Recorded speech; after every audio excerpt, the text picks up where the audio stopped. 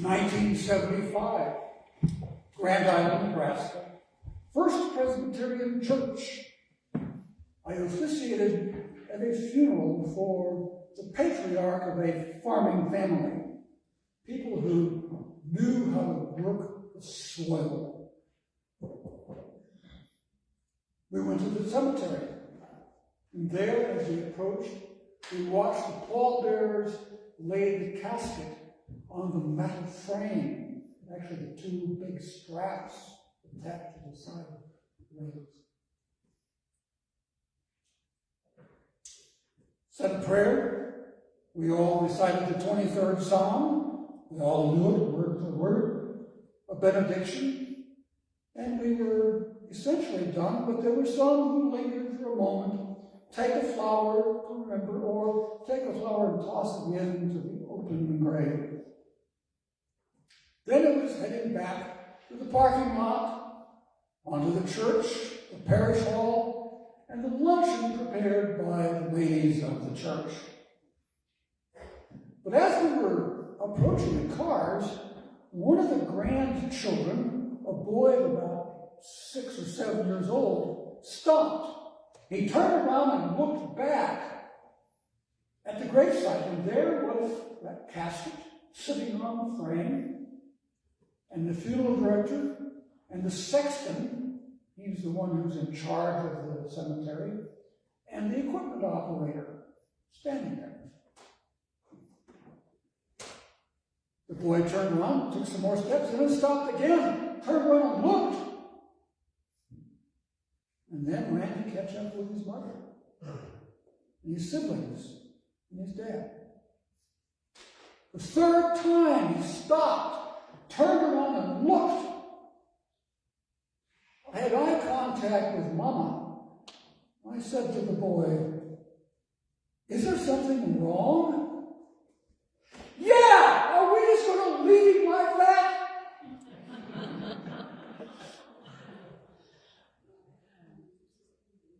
With a quick conference with Mommy, I took the lad back to the gravesite. And as I approached, I spoke to the three men standing there and said, "He wants to see how this is done." And the funeral director, I thought, was going to have a heart attack. But the sexton was on board. He explained to the boy what was happening. They were already taking away the fake grass. They were pulling the support boards out from underneath the casket so that the straps now were supporting the weight of the casket. And the sexton explained to the boy how this thing worked.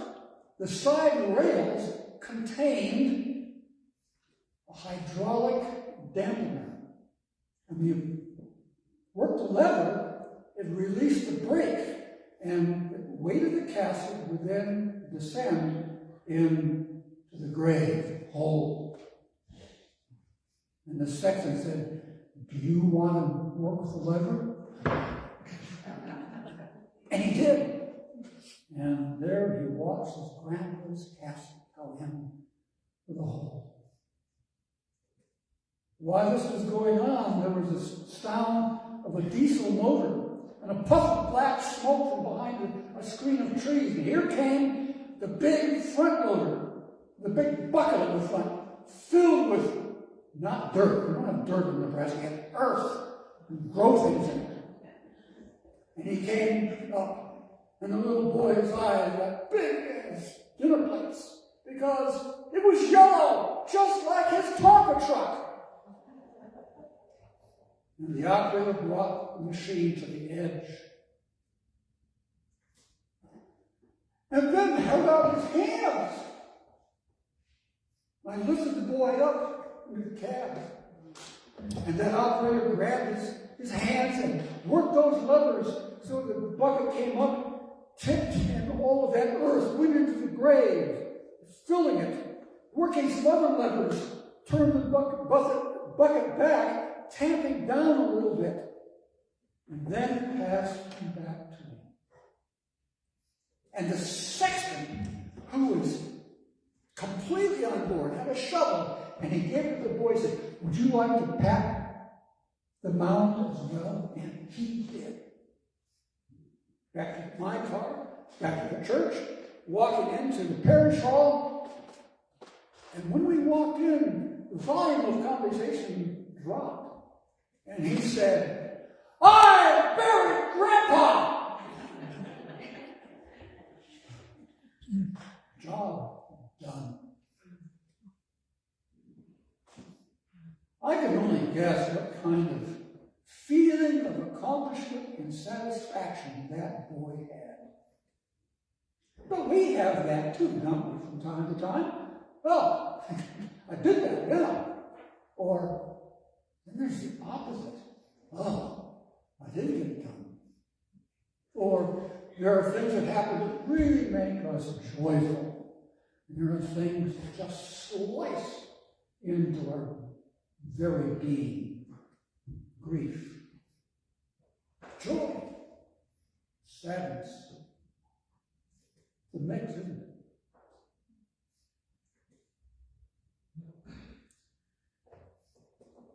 The lesson from Acts is part of the story of Stephen. The 12 apostles were busy running around, being sent, preaching the gospel about Jesus, the good news. And they weren't having enough time to take care of the poor, the orphan, the widow, the dispossessed. They needed help. So they selected 7 people. And they called them deacons. And it was their job to take care of what needed to happen. It was doing the right thing in that moment. And that's what Stephen was doing. But he got into trouble, he got crosswise with a portion of the Jewish population, actually the Jewish leadership. We call them Sadducees. And they were interested in maintaining the sacrificial system of Judaism in the temple at Jerusalem. They were willing to compromise all kinds of things in order to keep that sacrificial system going. So they worked with the Roman administration. And now you have religion and state approaching each other. Stephen's problem was that not only did he do good things, he said, Christus Kurios, Christ is Lord. And in the Roman Empire, that was sedition. Because he should have said, Caesar, Caesar, Kaiser Kurios, Caesar is Lord, and they executed him.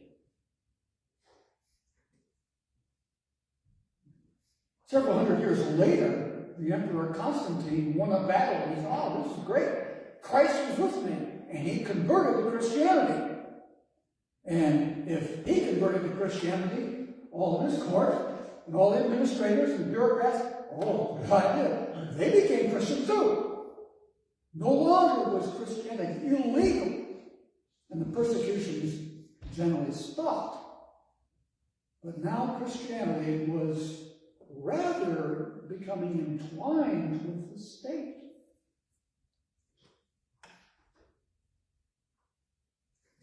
In the Middle Ages and leading into the Reformation, we have state religions fighting each other. Catholics versus Protestants, Protestantism versus Protestants, and it was tough. Religion cohabiting with state in policies and practices. In 1933, in Germany, the Nazi Party created or promoted a German Christianity. And this was to reflect the ideology of the Nazi Party. Oh, a minority of German Christian pastors said, oh, yeah, you go along with that. And the minority said, no, we're not doing that. And the vast majority said, no, whatever, get along. On April 9th, 1945, I was 5. In Flossenburg concentration camp on the border between Germany and Czechoslovakia, Czech Republic, wasn't even that anymore.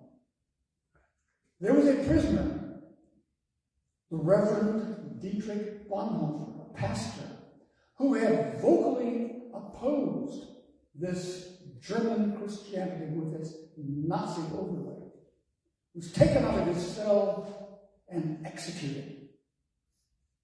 April 9th. On April 23rd, the 90th Infantry Division of the U.S. Army liberated the camp. And on May 8th, the war in Europe was over. That's tomorrow. Russia and Ukraine. The Patriarch of Russia is fully behind and supportive of the invasion of Ukraine. In our time, in our place, there is a movement in this country, sometimes called Christian nationalism,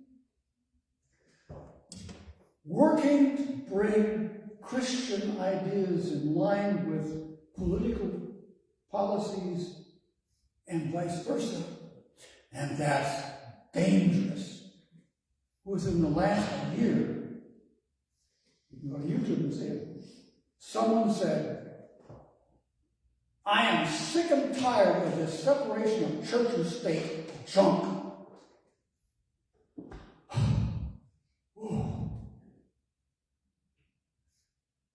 Now, I'm not proposing some program to counter this. My concern is that of a pastor.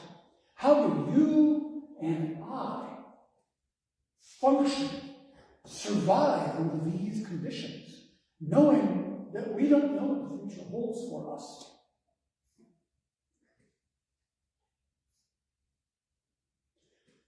When that little boy had made his announcement in the parish hall about burying his grandpa, it was silent. Mommy bolted out of her chair, rushed to him, threw her arms around him, lifted him up and hugged him, and told him how proud she was of him.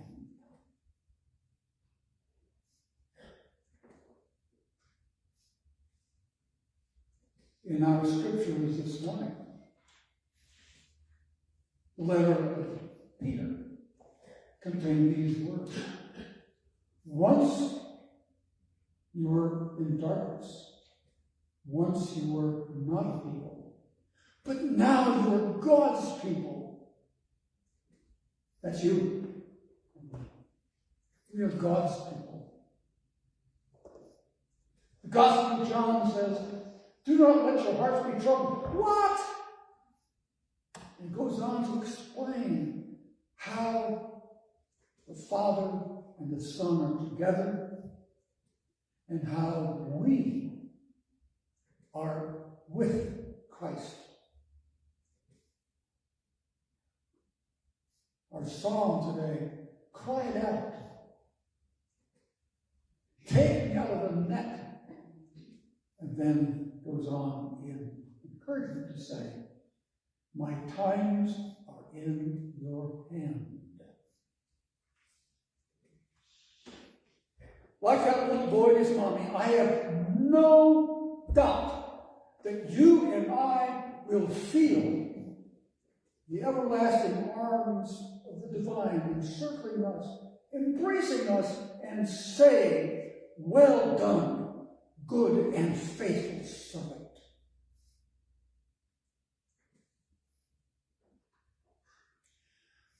But must we wait until we're dead to hear that?